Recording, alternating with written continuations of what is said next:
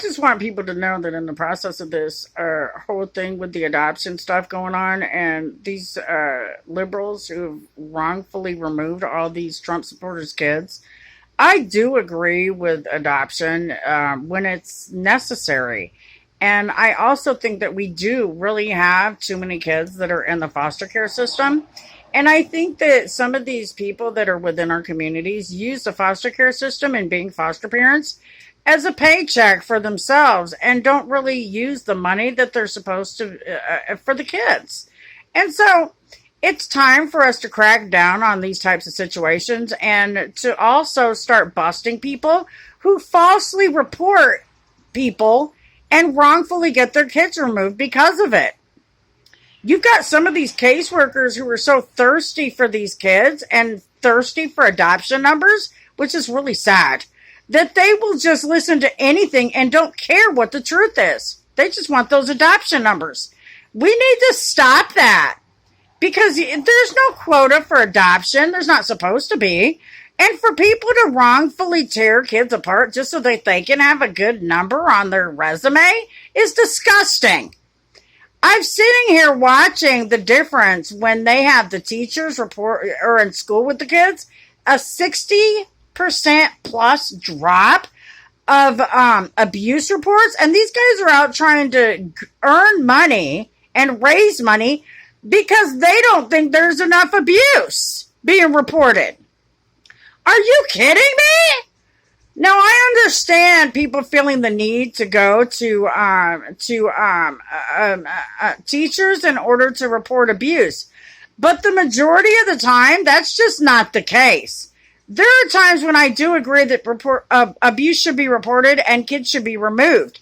But these guys are not doing things by the rules or the guidelines. They're just taking kids, and if they can't come up with a reasonable excuse as to why they remove them, they fabricate it.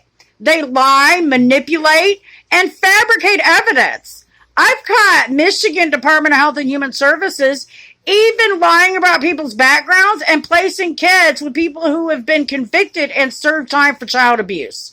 We need to change this in our system, especially when we're talking about doing things like overturning Roe versus Wade, because that will raise the number of adoptions in our country. And so we have to be very careful as to how we proceed with that situation, especially when I know a lot of these rioters and looters are going to wind up losing their children because they're going to jail and because they brought these kids to these riots and to these protests knowing that COVID-19 was out here. You know, the Democrats are being really, really, really stern about that, especially with Donald Trump.